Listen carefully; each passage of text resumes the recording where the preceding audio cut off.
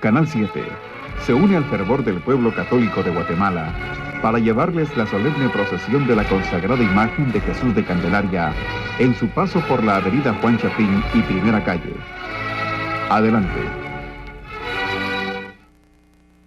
A una procesión tan importante como la que vamos a presenciar el día de hoy, de Fray Nelson Castillo Valle y de nuestros compañeros en la unidad móvil, luego nos incorporaremos a este grupo, Byron Valdizón y Miguel Alfredo Álvarez Arévalo.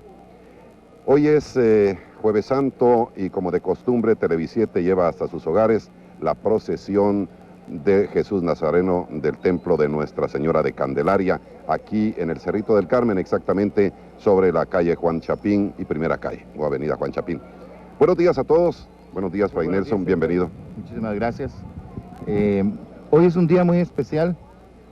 Acaban de ver ustedes en sus pantallas de televisión la misa crismal que se celebró el martes por una razón práctica, porque hay muchos sacerdotes que no podrían venir el día jueves por la mañana para la misa crismal porque tienen que atender sus comunidades parroquiales. Entonces, a partir de la reforma del Vaticano II, la reforma litúrgica, se permitió que la misa crismal se celebrara un día distinto dentro de la Semana Santa del Jueves Santo. Con la celebración de hoy se inicia el Tríduo Pascual, donde vamos a celebrar hoy tres acontecimientos fundamentales: la institución de la Sagrada Eucaristía, la institución del mandamiento nuevo, el mandamiento del amor, y la institución del sacerdocio como servicio, como ministerio, porque de hecho es en el bautismo donde todos somos incorporados a Cristo y participamos, como dice el Vaticano II, del sacerdocio universal de los fieles. Mañana celebraremos la crucifixión, muerte y sepultura de nuestro Señor Jesucristo para desembocar en la gran celebración del día más grande, que es el primer día de la semana, el día en que Cristo resucitó. Hay cosas interesantes que, pues quienes no estamos tan inmersos dentro de lo que es la liturgia. Esta mañana yo escuchaba al iniciarse la transmisión a nuestro compañero Byron Valdizón, a quien acompañaba un sacerdote, el padre Marroquín, según creo recordar, y Byron le preguntaba sobre el significado de la misa crismal. ¿Qué es el crisma? Como la transmisión empezó a las 7:30 de la mañana en Jueves Santo, día de asueto, muchas personas no se habían levantado, incluso en mi propia casa algunos no se habían levantado, pero en este momento están pendientes de la transmisión de Televisiete. ¿Qué es realmente una misa crismal? ¿Por qué se le denomina de esa manera? ¿Y por qué la participación de tanto sacerdote y tanto obispo, Fray Nelson? La misa crismal es la misa en la que se consagran los óleos. ¿Por qué se llama crismal? Son tres óleos. Para los sacramentos se utilizan tres óleos: el óleo o aceite de los catecúmenos, que se utiliza en el sacramento del bautismo; el óleo o aceite de los enfermos, que se usa en el sacramento de la unción de los enfermos; y el crisma. El crisma tiene un significado de pertenencia a Cristo, tiene la misma raíz de Cristo, Señor.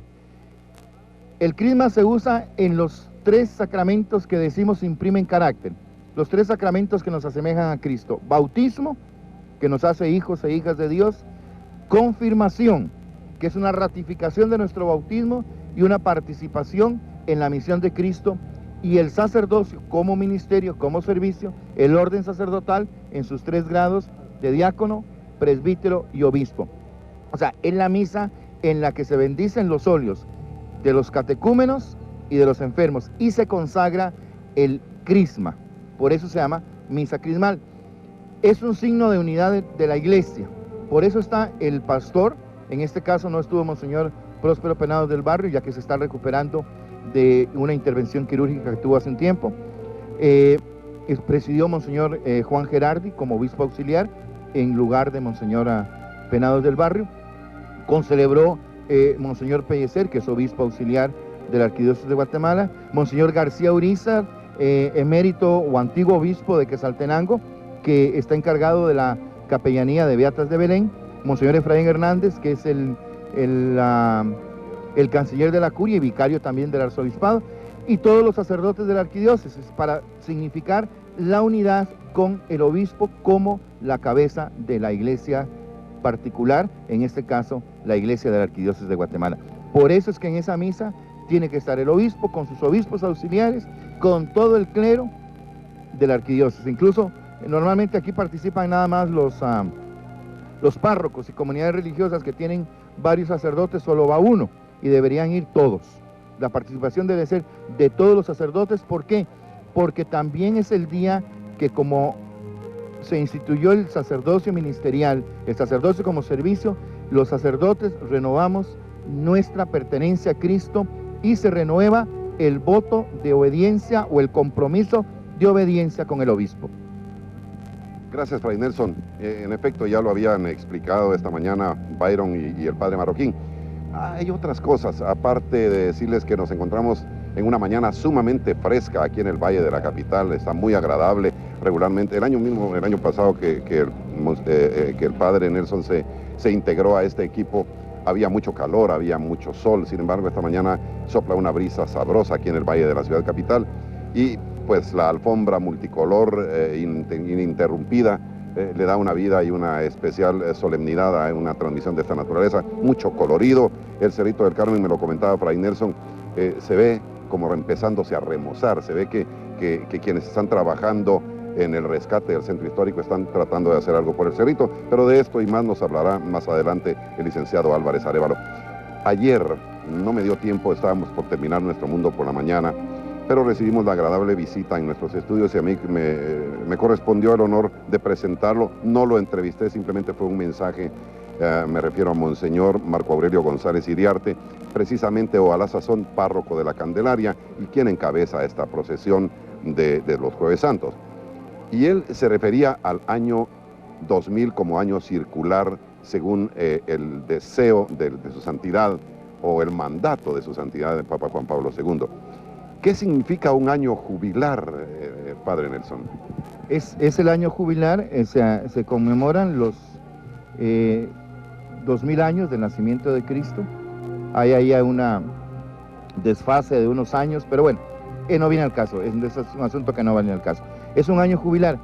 Cada 25 años la iglesia celebra un año jubilar. Es un año donde se dan indulgencias especiales al pueblo fiel, incluso se señalan normalmente la Basílica de San Pedro, la Basílica de San Juan de Letrán, que es realmente, San Juan de Letrán es la catedral del Papa, o la catedral de Roma, del Papa como obispo de Roma. Entonces hay una serie de indulgencias especiales, hay una puerta, la puerta principal, que se abre en esa ocasión, incluso después se saca una medalla conmemorativa.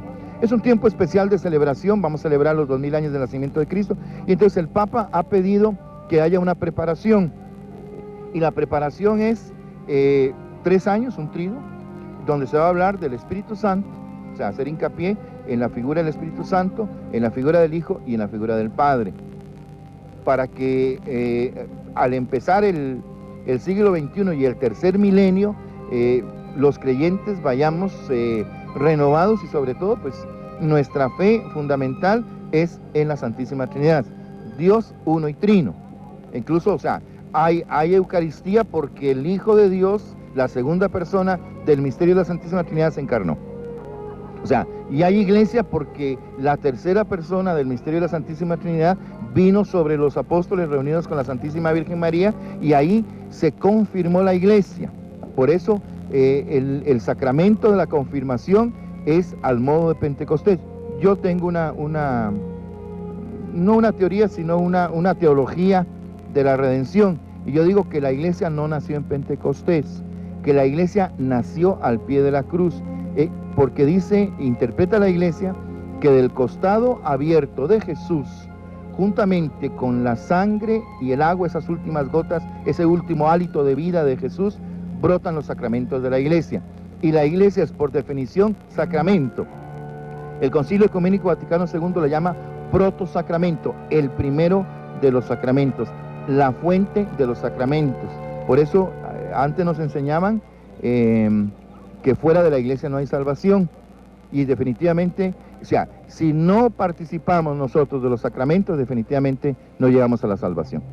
Muchas gracias, Fray Nelson, la cabeza de la procesión. Los estandartes están ya a 10 metros de donde nos encontramos.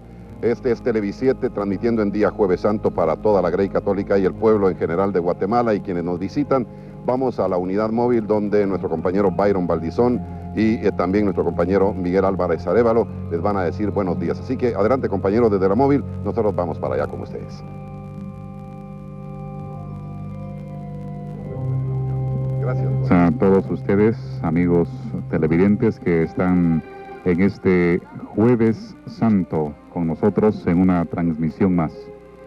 Inicialmente, por la importancia del lugar en el que nos encontramos, el licenciado Miguel Álvarez, cronista de la ciudad, nos va a hacer una ubicación y desde luego también nos va a narrar algunos aspectos históricos de este día, de este Jueves de Candelaria. Muy buenos días, Edgar, Fray Nelson y Byron. Estimados televidentes, como todos los años nos encontramos al pie de la tradición, al pie de la historia de Guatemala, porque nos encontramos en el Cerrito del Carmen, origen de nuestra nueva Guatemala de la Asunción.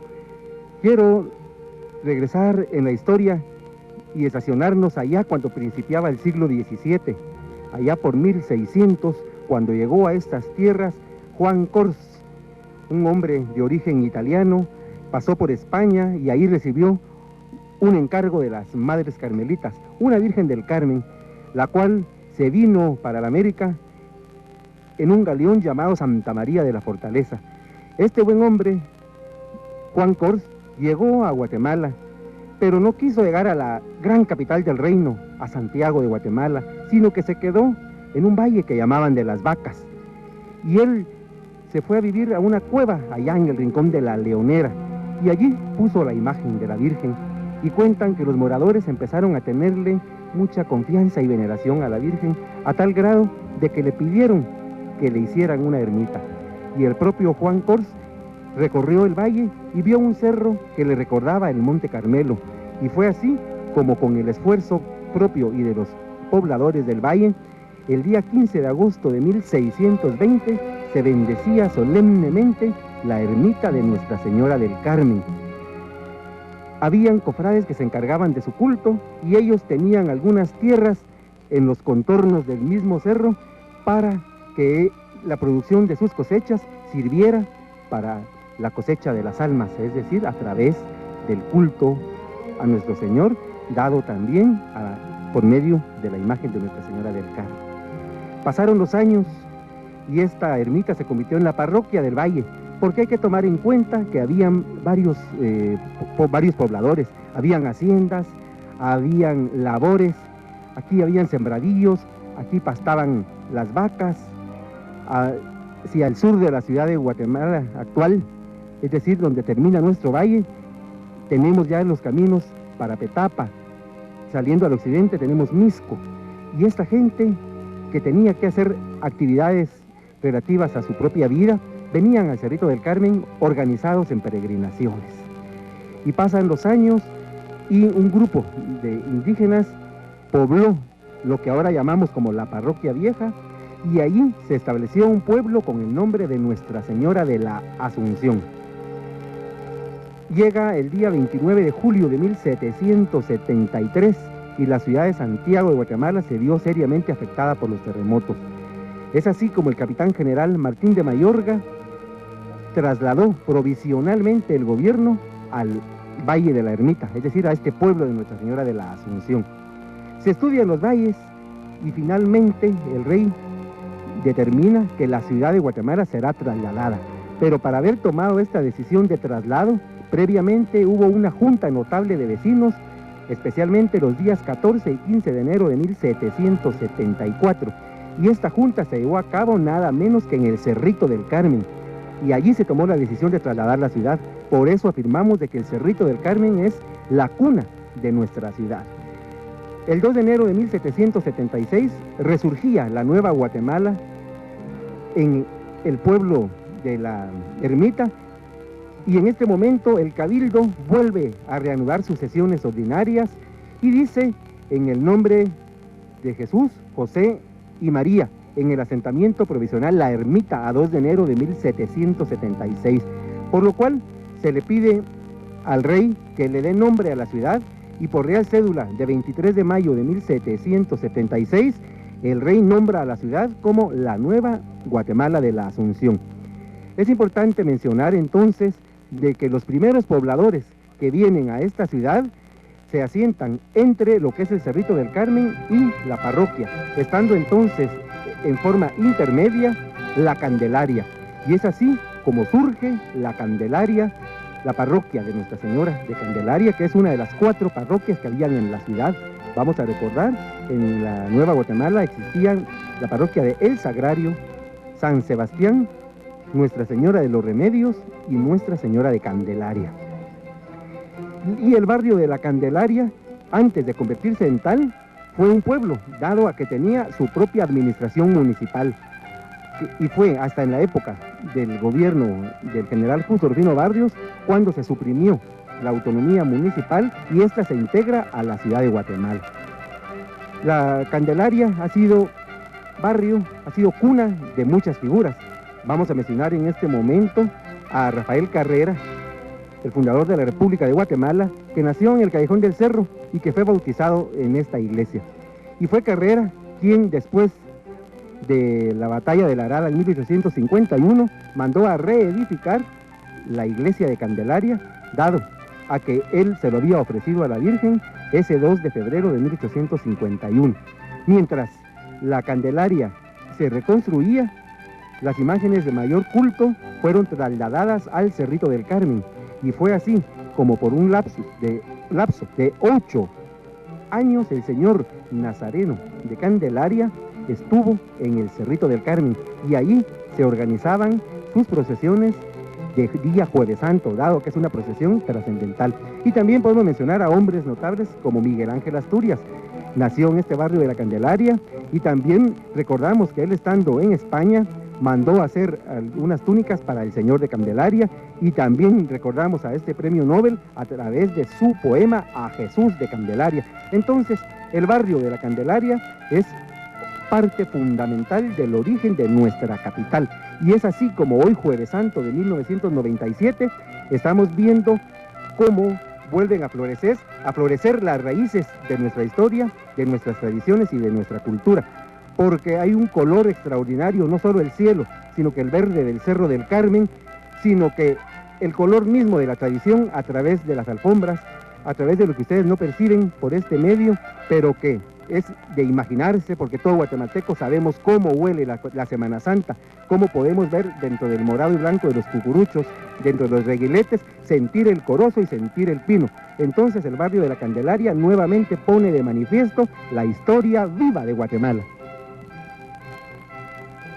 Un detalle que hay que hacer notar también en este Jueves Santo es la preparación al tercer milenio que su santidad el Papa Juan Pablo II ha anunciado desde hace algún tiempo.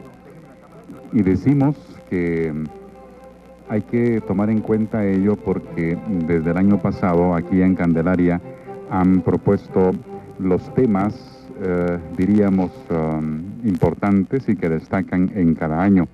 Realmente este año es el año en el que el Papa Juan Pablo II nos invita a meditar en la persona de Jesucristo. El otro año será la meditación en la persona del Espíritu Santo, el siguiente año en la persona de Dios Padre, para que en el año 2000 podamos cerrar este tercer milenio pues con un año jubilar en el que recibamos el año 2000 con mucha alegría espiritual. Pero el año pasado pues los de Candelaria se adelantaron y nos propusieron ya el tema de Jesucristo. Este año es el tema del Espíritu Santo y el próximo año, no dudamos, será el tema de Dios Padre. De tal manera que pues hay que tomar en cuenta estos temas, esta catequesis tan importante, tan actualizada, y que todos los cucuruchos, recuerden ustedes que en Candelaria por lo menos hay 16,000 personas entre hombres y mujeres que participan en esta procesión, y que ojalá todos puedan tomar en cuenta estas catequesis y que estos años sean de una preparación espiritual para el año 2000, para celebrar el cumpleaños 2000 del nacimiento de nuestro Señor Jesucristo. De tal manera pues que ese Jueves Santo abramos nuestro corazón. Hay que tomar en cuenta también, como ya decíamos brevemente hace unos minutos, que estamos a punto de iniciar el Triduo Pascual. Recuerden ustedes que el Triduo Pascual litúrgicamente tiene una gran importancia para todos. Hoy en la noche se invita a todos los amigos televidentes para que acudan a los sagrarios a visitar al Santísimo, a adorar al Santísimo, y que también no abandonen sus parroquias y que en su propia parroquia asistan a los servicios litúrgicos de este Jueves Santo, en el que recordamos la institución de la Eucaristía y también recordamos la institución del sacerdocio.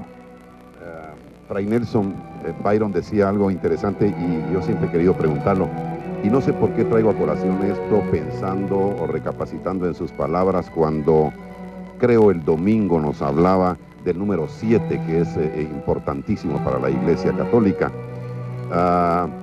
Porque Byron está invitando al pueblo católico para que visite los 7 sagrarios o altares, como solemos decirle, o decirles. Y yo recuerdo que desde muy niño mi madre me llevaba a visitar 7 sagrarios y nosotros continuamos la tradición con mi familia. La pregunta es, ¿por qué 7? ¿Por ese mismo 7 del que usted hablaba?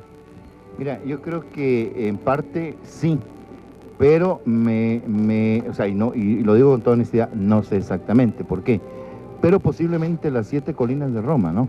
Son las 7 colinas de Roma, las 7 iglesias, entonces a Roma se iba en peregrinación para ganar indulgencias. O sea, era el lugar santo, casi como, pensemos nosotros, Jerusalén, el Santo Sepulcro, los lugares santos donde nació Jesús, donde vivió Jesús, estuvieron durante mucho tiempo inaccesibles para los cristianos. Entonces Roma se convirtió en la ciudad santa, por eso se llama la ciudad eterna, la ciudad santa. Entonces se visitaban las 7 iglesias donde se reservaba el Santísimo. Recordemos nosotros que el Santísimo tiene un significado, la reserva en el sagrario, tiene un significado de guardar las hostias en Jueves Santo para el Viernes Santo, porque el Viernes Santo no se celebra misa.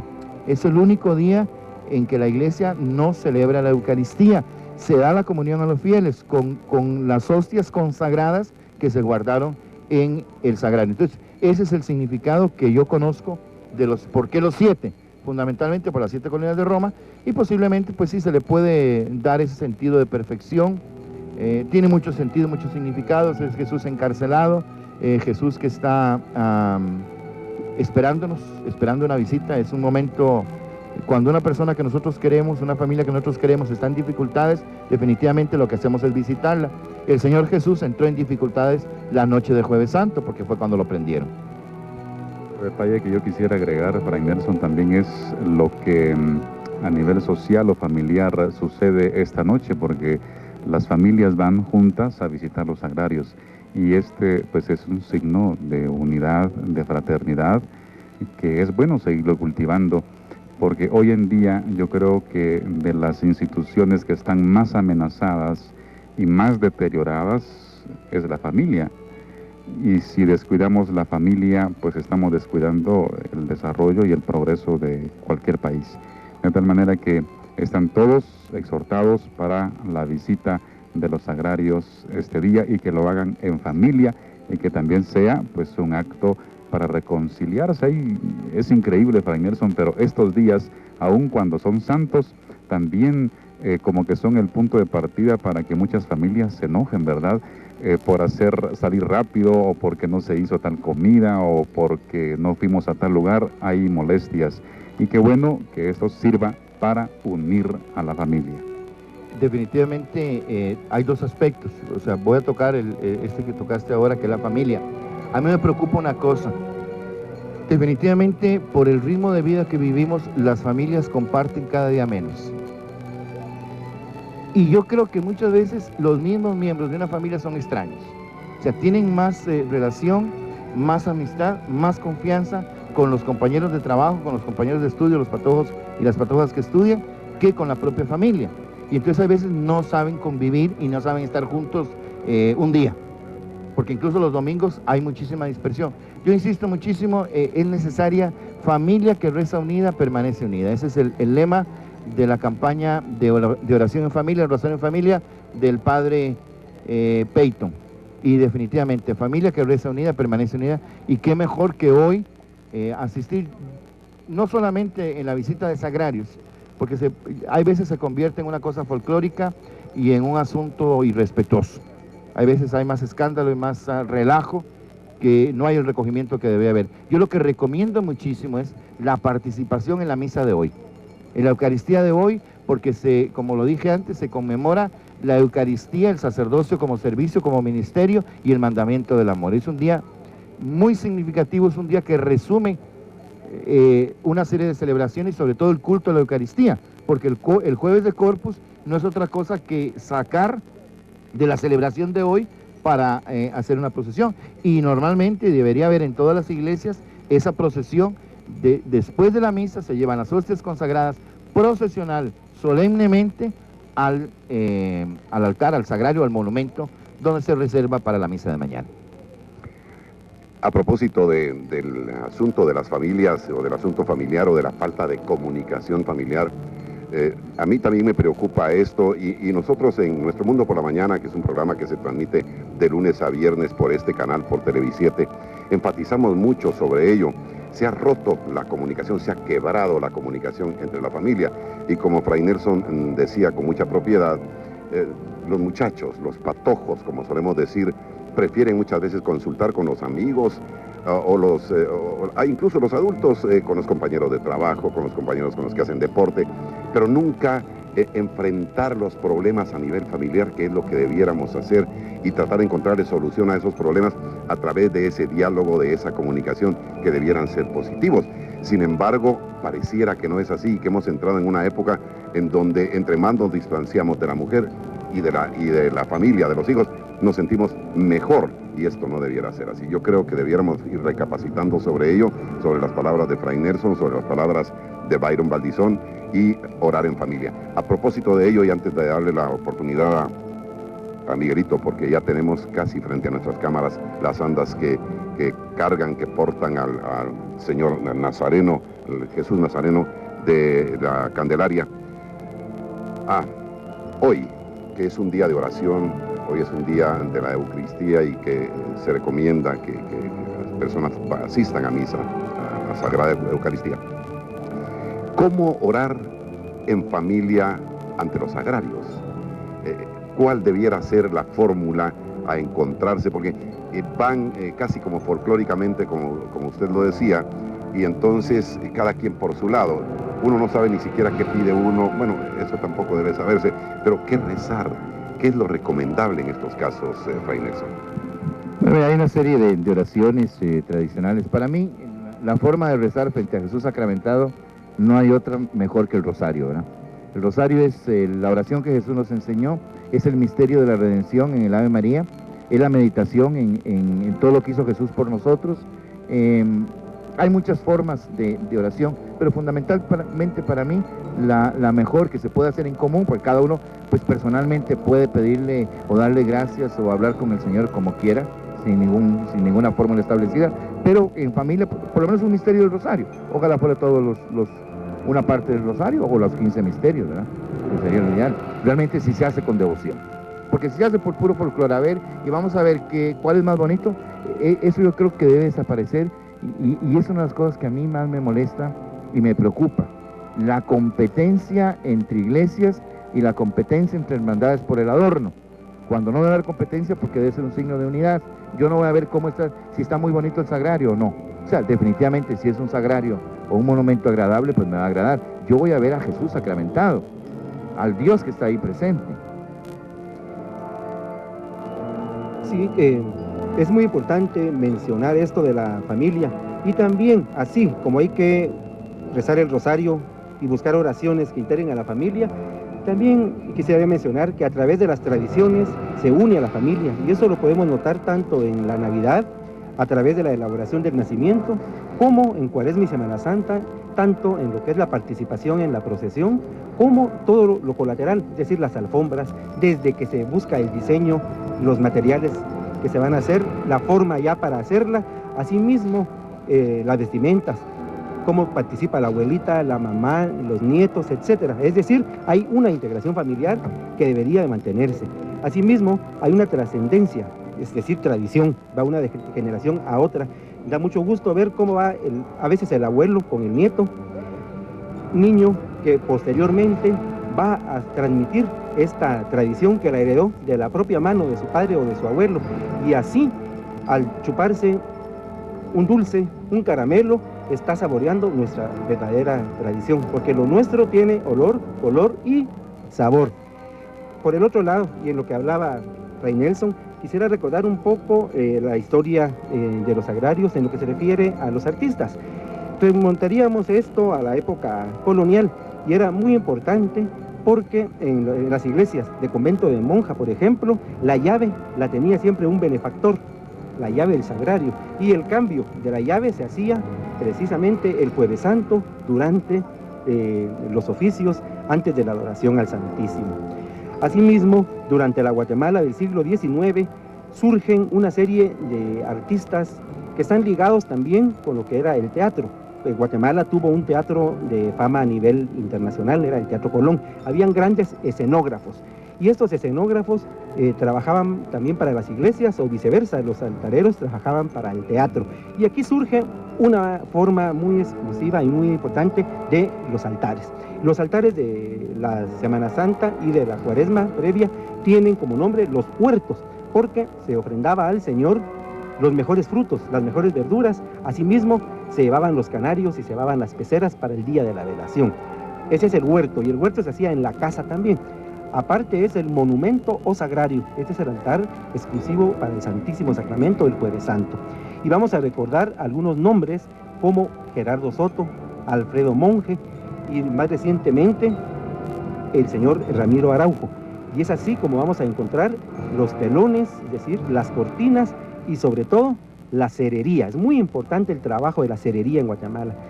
Dentro de esto, las candelas que se medían por el peso, asimismo las palmatorias, y sobre todo nosotros presumimos y nuestra presunción debe de ser valedera. Decimos Guatemala es el país de la eterna primavera, pero entonces evitemos la deforestación en nuestro país, ya no talemos bosques, dejemos que crezcan nuestras flores, no las cortemos en la calle o en los parques como por mala costumbre se hace.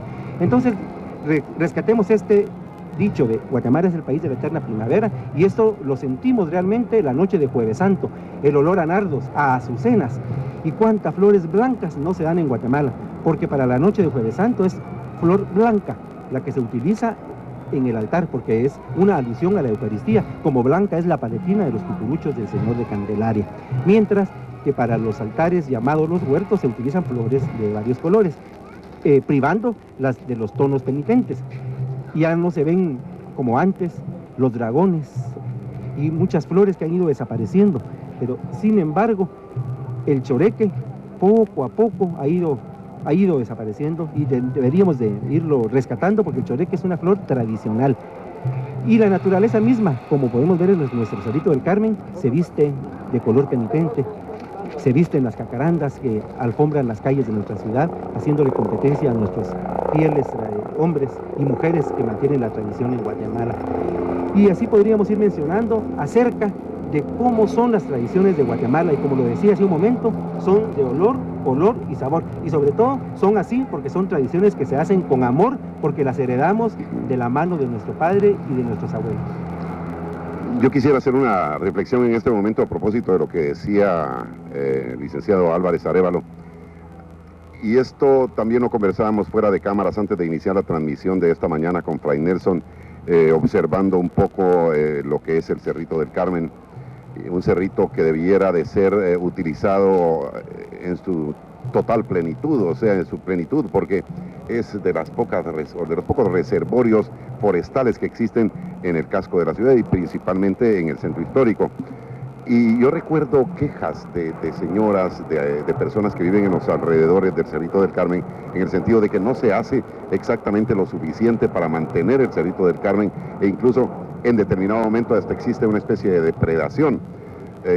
Conversaba yo con el secretario ejecutivo de lo que es el Consejo Nacional de Áreas Protegidas y me indicaba que sí forma parte de su actividad, de su labor, de su obligación para el CONAP, el preservar precisamente este tipo de reservorios, como es el Cerrito del Carmen, conjuntamente con la municipalidad capitalina. Usted está muy vinculado a la municipalidad y al rescate del centro histórico. ¿Qué se piensa con respecto a la recuperación total y convertir de nuevo en un verdadero vergel lo que antes era el Cerrito del Carmen y que hoy a veces hasta apena? Sí, y aquí vuelvo a reafirmar que el rescate del centro histórico no es únicamente mantener algunos edificios con carácter histórico o artístico, no. Lo que se pretende es rescatar el nivel de vida del poblador, asimismo que sea un lugar agradable a quien viene a hacer actividades al Cerrito del Carmen.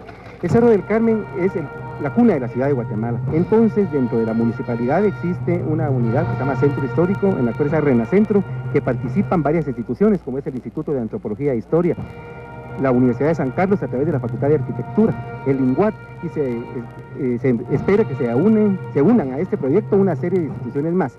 Entonces, lo que se pretende es rescatar el Cerrito del Carmen. Puedo adelantar, se va a poner una valla perimetral, se va a controlar la entrada, se van a reorganizar los encaminamientos, como los jardines, como los focos de agua que tienen, es decir, las fuentes. Que sea un área para que vengan los niños a jugar, para que se venga la familia, para que venga el turismo y que se rescate nuevamente el mirador de la ciudad, asimismo como todo lo que es el conjunto histórico. Por el otro lado, en lo que se refiere a la reforestación y en lo que es las tradiciones, por ejemplo, de estos días, el proyecto incluye árboles en todo lo que es la primera calle y la avenida Juan Chapín, sembrando específicamente matirisguate y jacaranda, que será en un futuro próximo cuando veamos pasar al Señor de Candelaria dentro de estos árboles propios de la época. Muchas gracias, licenciado Álvarez. Tenemos ya prácticamente las andas del Señor cerquitita de nuestras unidades móviles, aquí donde convergen la primera calle y la avenida Juan Chapín. Así que voy a pedirle a Fray Nelson Castillo algunas palabras alusivas a esto, combinándose, por supuesto, con el licenciado Byron Balizón. Muy bien, gracias. Tenemos la imagen de Jesús. Realmente, hoy es un día un poco especial en cuanto a la celebración de esta procesión, porque de hecho Jesús no iba cargando la cruz en día jueves. Jesús cargó la cruz en día viernes. Y la iglesia, como había dicho, hace mucho más hincapié en los aspectos de la institución de la Eucaristía, del mandamiento nuevo, el mandamiento del amor y del sacerdocio. Pero también yo creo que hay un signo penitencial. Yo he oído mucho a Monseñor Marco Aurelio González Iriarte y él insiste mucho en el aspecto penitencial de este día, como una preparación espiritual y material necesaria para vivir con profundidad y vivir con mucho provecho estos días santos. Las procesiones tienen un sentido de penitencia, ¿verdad? Nacen incluso, si el otro día estuve viendo un programa de las procesiones en España, ¿verdad? Incluso algunos casos un poco sanguinarios, ¿verdad? Que le dan azotes a la gente en la espalda, le rompen la espalda y una serie de cuestiones, ¿verdad? Tiene un sentido penitencial y también tiene un sentido pedagógico, pastoral. O sea, es ver a Jesús compungirse, emocionarse ante la vista de Jesús y pensar que esa cruz la va cargando por nuestros pecados. Hoy el tema de reflexión es el Espíritu Santo. Realmente el significado está, diríamos, bastante fácil, muy práctico para aquellas personas que van hasta el encuentro del cortejo procesional. Una de las características de los organizadores de esta procesión es que destaque la imagen de Jesús y se ha logrado bastante bien. El adorno es muy sobrio, muy sobrio. Ustedes ven al frente de las andas esa paloma, una paloma que dentro del contexto religioso y también en otros contextos es símbolo de la paz, pero en el caso concreto de la parte espiritual, la paloma es el símbolo del Espíritu Santo. Entonces, allí vemos en la parte frontal de las andas este símbolo que es el Espíritu Santo y las lenguas de fuego que salen precisamente provocadas por la fuerza del Espíritu de Dios, recordando aquel Pentecostés en que el Espíritu Santo se derramó en el colegio apostólico. Posteriormente, nosotros observamos la imagen de Jesús de Candelaria. Recordemos que el tema central que hoy nos invitan a reflexionar es: nadie puede confesar que Jesús es el Señor si no es por la acción del Espíritu Santo. Y esa es una gran verdad. Y en la parte de atrás, amigos televidentes, estamos observando pues ese elemento que es parte de la orfebrería del siglo pasado, y estamos viendo un símbolo también que han querido plasmar allí las Sagradas Escrituras, que en ellas pues está la presencia del Espíritu de Dios, y que también allí, amigos televidentes, podemos conocer de mejor manera a Jesucristo, podemos conocer de mejor manera también ese regalo que nos dejó Dios en el Paráclito Divino, en el Espíritu Santo. Porque eso es muy importante, como decía Fray Nelson, no podemos quedarnos nada más con la reflexión de Jesús con la cruz a cuestas o Jesús en el Calvario, sino pensar en la fuerza del Espíritu Santo que nos guía, que nos ilumina y que nos tiene aquí presentes. De tal manera que, como haciendo una conclusión, pues tenemos que pensar en esta alegoría en el Espíritu de Dios, y que podemos llamar a Jesucristo como nuestro Señor con esa acción, con esa fuerza del Espíritu Santo. Nos contaba el día de ayer Monseñor Marco Aurelio González Iriarte, el párroco de Nuestra Señora de Candelaria, que él cuando vino a la parroquia para la primera procesión donde él participó activamente, contaba con aproximadamente 600 cucuruchos, y yo le pregunté cuántos para 1997 y me decía más de 13,000. El nazareno de la mirada triste, amasado con maíz y olivo, regado con gotas de sudor y lágrimas, que a cuestas lleva penas y dolor. Esa cruz es Guatemala, es su amor, cabizbajo, meditabundo, mirada triste y profunda, dolor, dulzura y sumisión, labios entreabiertos, lengua y dentadura, pasos bajo el peso de la cruz.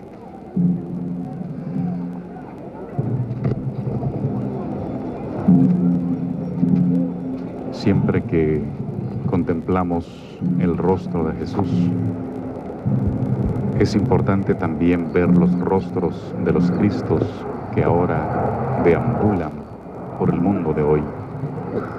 Estén ustedes seguros que mientras hacemos filas y observamos este cortejo, en esos miles de hombres y mujeres que apuntaba Edgar, hay corazones también necesitados de una sonrisa, de una palabra de aliento.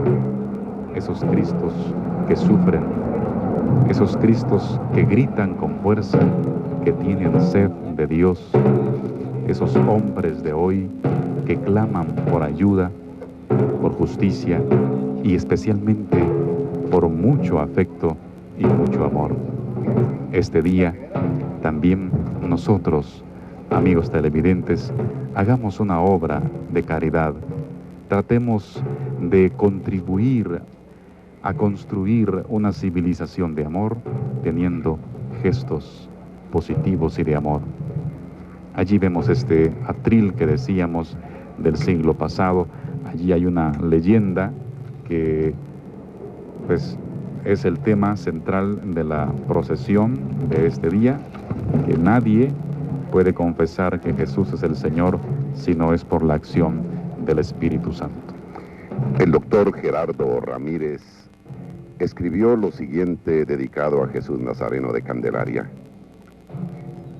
En el principio, Nazareno que inclina su mirada, hombre de carne que se hace evangelio ante nosotros, Verbo eterno, principio y fin, alfa y omega, palabra creadora, sabiduría de Dios, logos humanado, engendrado, no creado, consubstancial con el Padre, concebido en el vientre de María, mazorca de maíz moreno que padece y se desgrana en granos de piel, color de barro y de conacaste, encarnado de violeta y aceituna, colores de pasión y de esperanza, tonos de muerte y de vida y de muerte.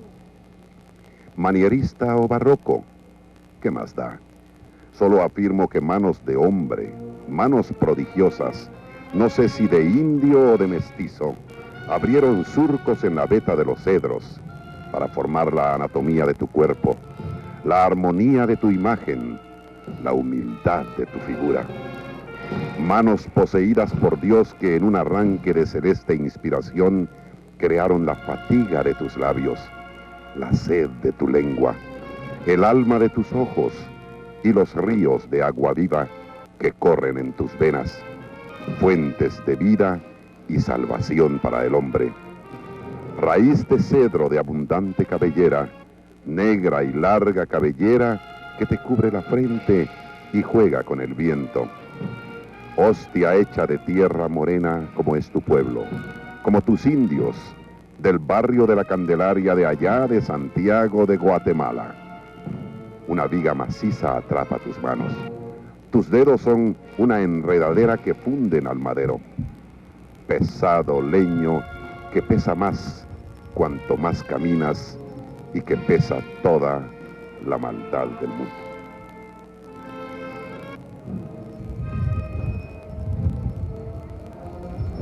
El mueble trae algunos adornos bastante sobrios que hay que destacar también en figuras como guirnaldas, rosetones, medallones, querubines también, ángeles y otros elementos en colores dorado y cobre.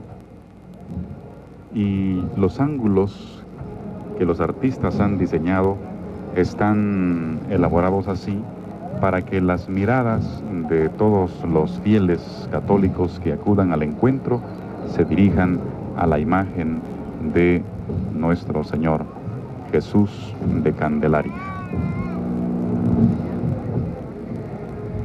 La presencia del Espíritu en la iglesia es el alma de la iglesia. O sea, definitivamente en las afirmaciones que hace el apóstol San Pablo, concretamente esta de Corintios, nadie puede decir o llamar a Jesús su Señor si no es por la acción del Espíritu Santo. O sea, el Espíritu, el misterio trinitario es sumamente interesante y muy profundo. O sea, de hecho es un dogma de fe católica, Dios uno y trino, porque no podemos entender nosotros, la mente humana no puede llegar a entender este misterio de fe, pero sí vislumbramos y algunos de los aspectos, o sea, tomando la revelación y la enseñanza del apóstol San Pablo, la iglesia es el cuerpo místico de Cristo. Y el alma de la iglesia es el Espíritu de Dios, es el Espíritu Santo. Es el Espíritu que fecunda, es el Espíritu que ilumina, es el Espíritu que guía, es el Espíritu que manifiesta. Y no a un nivel personal, o sea, sino definitivamente a un nivel institucional, comunitario. El Espíritu de Dios, el Espíritu Santo, asiste a la iglesia de una manera especial. El Espíritu Santo es quien construye el reino de Dios sobre la tierra. La iglesia somos todos y la iglesia se constituye precisamente por la acción del Espíritu de Dios que recibimos desde el sacramento del bautismo, pero que recibimos de una manera muy especial todos los católicos, todos los creyentes cristianos en el sacramento de la confirmación. Y es el mismo Espíritu que recibimos algunos de los bautizados y confirmados en el orden sacerdotal, bien como diáconos, como presbíteros o como obispos. Es el Espíritu el que ilumina a la iglesia, incluso en la figura del Papa. Cuando el Papa habla ex cátedra, que se llama, o sea, cuando el Papa habla sobre las verdades de fe sobre lo que hay que creer, y la última vez que el Papa habló fue precisamente en un año jubilar, el año santo de 1950, cuando su santidad el Papa Pío XII declara el dogma de la Asunción de la Santísima Virgen María.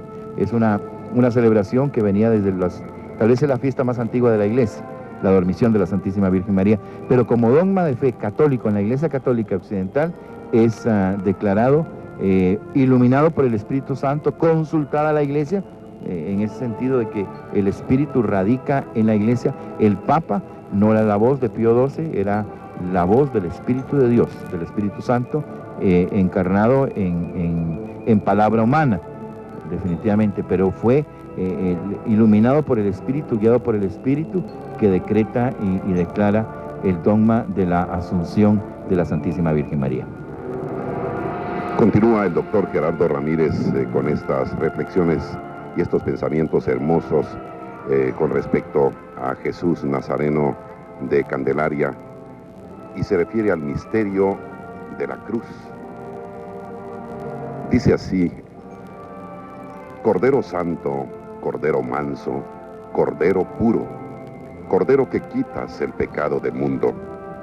Nazareno, Nazareno, Nazareno de Candelaria, herido por nosotros. Paseas tu amargura, tus motivos, tus penas y tu silencio. ¿Cómo lo soportas? ¿Cómo lo toleras? Cargas en tus espaldas las culpas de los hombres, y aunque es grande el pecado del mundo, resultó más inmenso el peso de tu amor.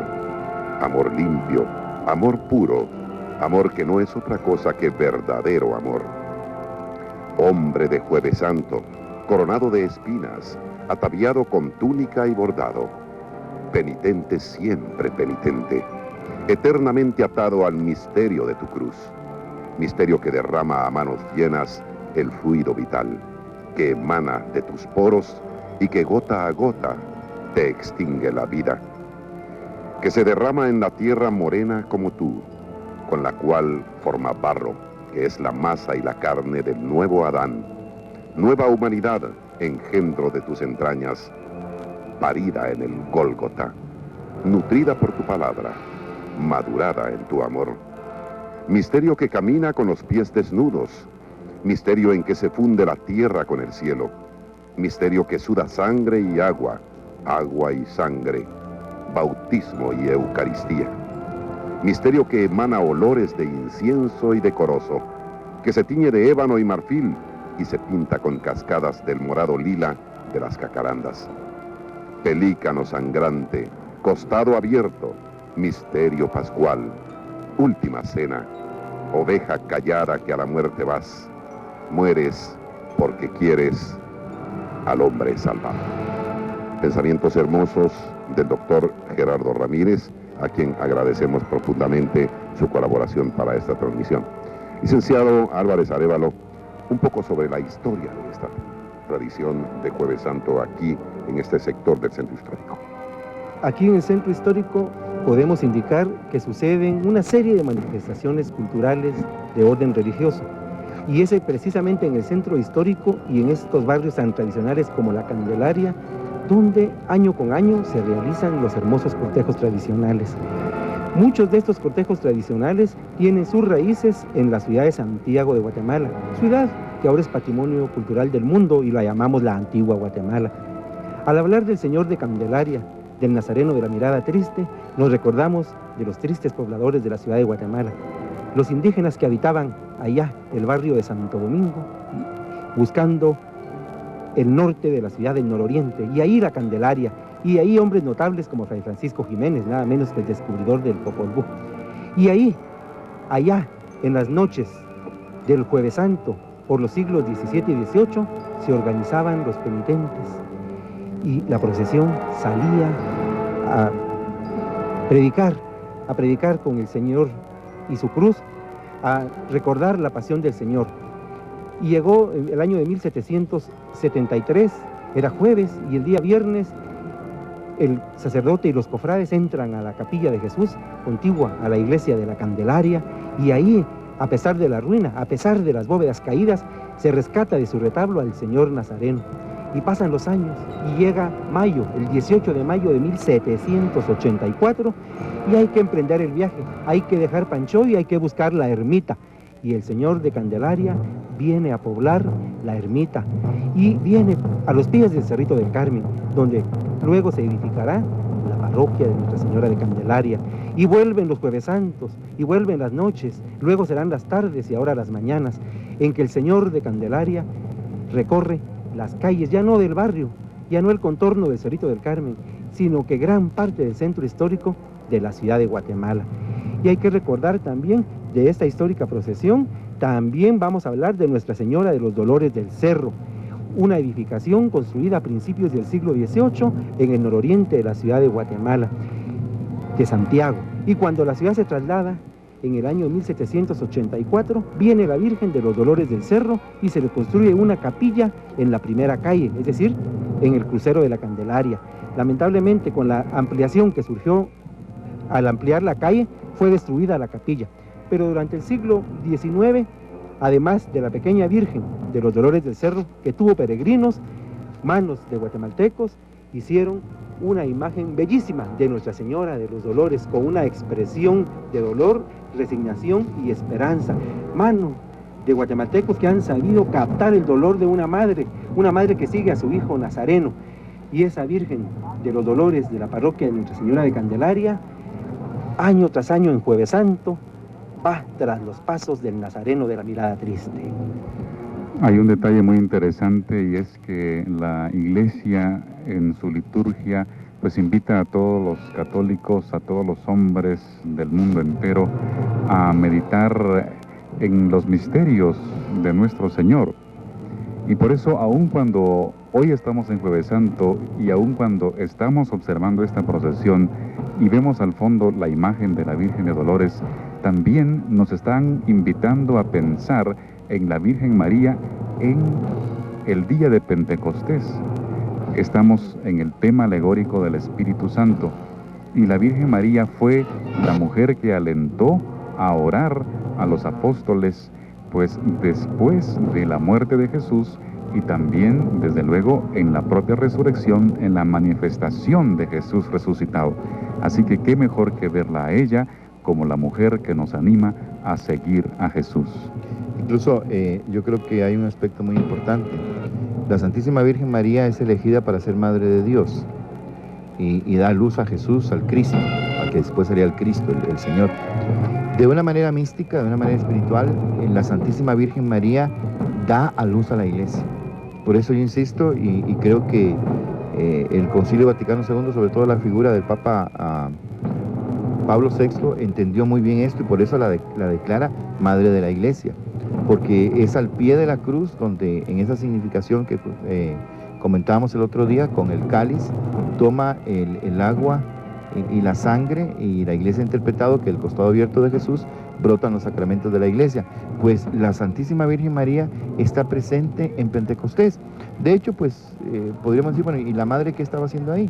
Pues estaba haciendo ahí porque era la figura principal, porque definitivamente iba a dar a luz nuevamente al Cristo místico, a la Iglesia. O sea, por eso es Madre de la Iglesia, y la presencia de la Santísima Virgen María no es casual, ni es casual el hecho que el libro de los Hechos de los Apóstoles, el libro de la Iglesia, de la primitiva Iglesia, dice que la Santísima Virgen María estaba ahí. O sea, pensemos nosotros que si no hubiera tenido importancia, no lo menciona la presencia de la Santísima Virgen María. ¿Pero por qué la mencionan? Porque definitivamente desde los primeros discípulos de Jesús la reconocen como Madre de Dios y como Madre de la Iglesia. Vemos también que acompaña al cortejo procesional el nuncio de su santidad, Monseñor Morandini, también el párroco de Candelaria, Monseñor Maco, como se le conoce con cariño, y también está el secretario de la nunciatura. Con relación a lo que decía Fray Nelson, es muy importante exhortar en esta mañana a todas las mamás que sufren y que padecen. Aquí valdría hacerse esta pregunta: ¿qué madre no sufre? ¿Qué madre pues no lleva el corazón traspasado por la espada? ¿Qué madre no padece? Entonces, estimados televidentes, es importante para ustedes, señoras, mamás, mujeres, jóvenes, que llevan en su corazón un dolor, una pena, para que vean en la Virgen María que ella pudo caminar el Vía Crucis, pudo recorrer la Vía Dolorosa por algo muy importante que hoy estamos reflexionando, por la gracia y fuerza del Espíritu de Dios y también por esa entrañable fe. Así que aquí habría que recordar, Fray Nelson, esas palabras de ella misma, ¿no? Hagan lo que Él dice. Y Jesús pues nos dice tantas cosas, y en medio de ellas, quien quiera venir en pos de mí, que tome su cruz y me siga. Así que veamos en la Virgen María pues el ejemplo para seguir adelante en este caminar que a veces se nos torna un tanto difícil. Pensemos nosotros que la figura de la Santísima Virgen María, lo que nosotros conocemos de la vida de la Santísima Virgen María, precisamente lo que nos transmiten los evangelios y lo que nos transmite la tradición de la Iglesia, desde muy temprano se habla sobre la Santísima Virgen María. Definitivamente ella es la figura a imitar en la vida cristiana. Ella es la perfecta cristiana, la perfecta seguidora de su Hijo. Incluso la oración, sobre todo la oración. La vida de la Santísima Virgen María es una constante oración y hay muchos silencios en la vida de María. Y creo que el creyente necesita de tener muchos momentos de silencio para poder escuchar la voz de Dios. Tal vez, seguro, que el hombre de nuestros tiempos tiene miedo al silencio, tiene miedo a la voz de su conciencia, tiene miedo a la voz de Dios. En esta toma que nos ofrecen los compañeros, queremos explicar que a lo largo y ancho del adorno, al igual que en las andas de Jesús, observamos planos verticales, horizontales e inclinados, de cuya forma destacan figuras religiosas como medallones, guirnaldas, rosetones, ángeles y querubines, en material dorado y cobre. Todo el adorno está dispuesto, como decíamos, para resaltar la imagen de la Dolorosa, llena de virtudes y ejemplos, modelo ideal para ser madre de la nueva evangelización, de esa nueva evangelización que el Santo Padre nos ha motivado y que ahora que estamos en el umbral del tercer milenio, pues el Papa Juan Pablo II nos ha convocado a pensar en lo que él ha llamado pues la Tertio Millenia Adveniente, en preparación del año 2000. Y qué lindo y qué bueno hacerlo en compañía de la Madre de Dios, que allí las vemos, o veíamos esas manos hermosas que bien señalaba el licenciado Miguel Álvarez Arévalo. Y también pues los niños participando, ¿verdad, Edgar? Niños y niñas que se involucran en estas actividades tan hermosas que son, no cabe duda, el semillero para próximas Semanas Santas. Así es, Byron, y llama poderosamente la atención el ver a los pequeños y a las pequeñas participar de estos cortejos procesionales. Y es que se sienten entusiasmadas y entusiasmados de poder hacerlo y de poder imitar a sus padres. Y es una imitación hermosa, es una invitación del adulto para que el pequeño siga esos pasos, para que no deje de venerar a las sagradas imágenes que veneramos todos y debemos venerar todos los guatemaltecos. Así que nos alegra profundamente que en cada cortejo procesional la presencia de los pequeños sea tan nutrida, tan numerosa. Queremos informar a ustedes, para eso también están este tipo de transmisiones, que esta procesión de Jesús Nazareno de la Candelaria estará arribando a las 12 horas al Templo de la Merced. A las 13:30, 1:30 de la tarde, estará por San Sebastián, mientras que a las 14:10 horas en las cercanías del Templo de la Recolección. A las 16 horas, 4 de la tarde, por la capilla de Nuestro Señor de las Misericordias. A las 17:15 horas, Conservatorio Nacional de Música. A las 18, por la Santa Iglesia Catedral.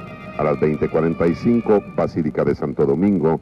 a las 22 horas, 14 Avenida y Quinta Calle, Zona 1, para a las 24 horas retornar e ingresar al templo. Quizás voy a pedir a mis compañeros para concluir e ir concluyendo con esta transmisión que se inició a las 7:30 de la mañana con la transmisión de la misa crismal, que ya explicaba Fray Nelson por qué actualmente se oficia en día martes santo, pero nosotros la transmitimos para ustedes precisamente en su verdadero día, que es en jueves santo. Pero él ya lo explicaba al inicio, los mismos párrocos responsables de las parroquias tienen muchas actividades en jueves santo y sería imposible tener la concurrencia de sacerdotes y de obispos que esta mañana pudimos observar en la misa crismal. Vamos a ir terminando con esta transmisión y voy a pedirles una reflexión final a mis compañeros. Vamos a empezar con Fray Nelson Castillo Valle. Yo lo que quiero es insistirles en que sea hoy un día de celebración. Es un día festivo. Festivo por lo que celebramos, la Eucaristía, el sacerdocio, el mandamiento del amor. Es también un día penitencial porque ya sabemos que estamos cerca de ese día en que Jesús por nosotros dio la vida. Vivamos con toda intensidad. Los que no se han acercado al sacramento de la reconciliación y la penitencia, confiésense, acérquense, reciban esta gracia tan especial, y el que se considere verdaderamente católico y no comulgue hoy, mentiras que es católico. Bueno, por mi parte, yo quisiera que tengamos presente que hay que abrir nuestros corazones a la fuerza del Espíritu de Dios. Hoy vamos a ir a las procesiones, habrá tantos actos, pero nadie puede confesar que Jesús es el Señor si no es por la acción del Espíritu Santo. Las manos de los guatemaltecos se han puesto a trabajar en alfombras, en elaborar las andas y en orar a Dios nuestro Señor en este Jueves Santo y en esta Semana Santa.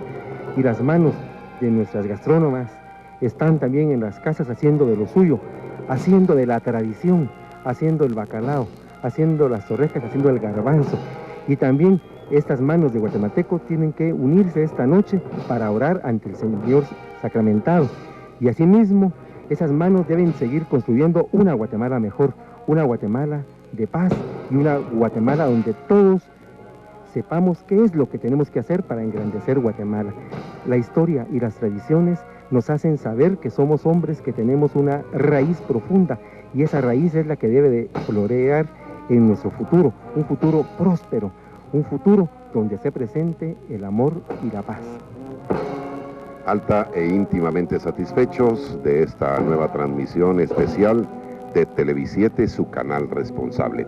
Queremos agradecerles profundamente su sintonía. Vamos a continuar con la programación regular de Canal 7 de este día jueves, pero queremos recordarles que el día de mañana, Viernes Santo, a eso de las 11:30 horas, a través de Canal 13, el supercanal, estaremos transmitiendo el paso del cortejo procesional de nuestro Señor Nazareno de la Merced, del Templo de la Merced, para luego en horas de la tarde por Televisiete las tres procesiones denominadas grandes de la ciudad capital,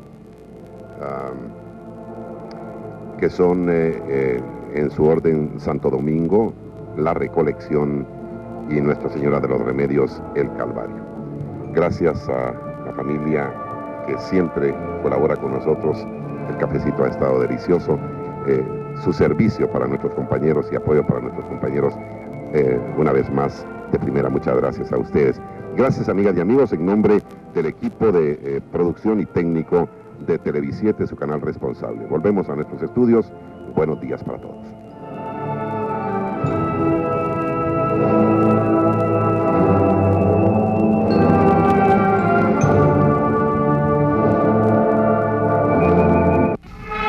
Canal 7 les ha llevado en transmisión directa desde la avenida Juan Chapín y Primera Calle el paso de la procesión de la consagrada imagen de Jesús de Candelaria. Gracias por acompañarnos.